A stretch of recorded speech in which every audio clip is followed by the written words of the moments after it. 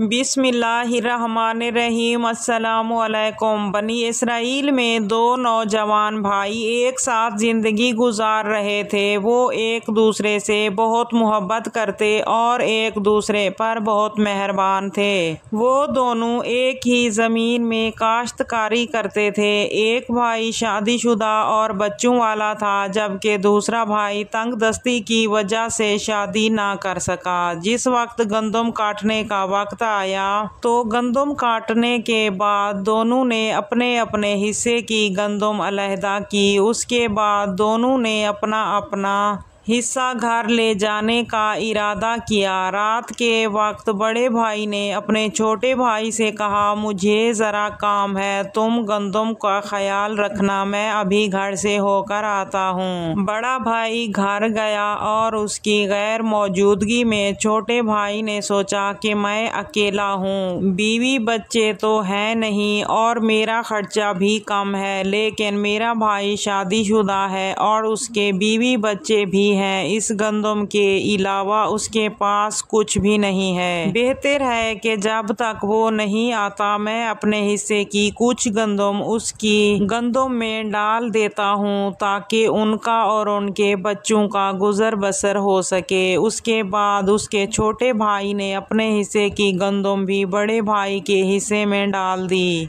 जिस वक्त बड़ा भाई वापस आया तो रात हो चुकी थी। सारी गंदम उठा के बड़े भाई के घर रख दी और छोटा भाई अपने घर चला गया। बड़े भाई ने खुदा का शुक्र अदा किया और कहा, अल्हम्दुलिल्लाह, मैं घर वाला और बीवी बच्चों वाला हूँ, लेकिन मेरा छोटा भाई अपनी गुर्बत की वजह से शादी नहीं कर सका। बेहतर है कि अभी वो यहाँ मौजूद नहीं है, क्यों ना मैं अपने हिस्से की गंदम भी उसके हिस्से में डाल दूँ, ताकि उसकी गंदम ज़्यादा हो जाए और शादी के लिए कुछ रकम मुहैया हो जाए। इस नीयत से उसने अपनी गंदम भी अपने छोटे भाई के हिस्से में डाल दी। अल्लाह तबारक व तआला ने उन दोनों भाइयों में खैर खाही, मसावात और सिला रहमी को देखा तो दोनों भाइयों से बहुत खुश हुआ और उन दोनों भाइयों के रिज़्क में इजाफा किया और उन दोनों को तंगदस्ती से निजात दी। सुबह को दोनों भाइयों ने जब अपनी अपनी गंदम उठाई तो देखा कि गुज़श्ता साल की निस्बत इस साल गंदम दुगनी हुई। उन दोनों को बहुत ताज्जुब होने लगा और दोनों ये ख्याल करने लगे कि गंदम के ज़्यादा होने का सबब मैं हूँ कि मैंने अपने हिस्से की गंदम उसके हिस्से में डाली है। लेकिन ये दोनों नहीं जानते थे कि ये सब एक दूसरे से नेकी और सिला रहमी की वजह से हमारी गंदम में बरकत हुई है। अल्लाह तबारक व तआला हमें भी दूसरों के साथ नेकी सिला रहमी करने की तौफीक अता फरमाए। किसी मुसलमान मुल्क पर अंग्रेज़ों ने हमला किया तो बादशाह ने अपने बेटे को मुकाबले के लिए भेजा। एक हफ्ते बाद खबर आई कि शिकस्त हो गई और बादशाह का बेटा भाग गया। तो मलका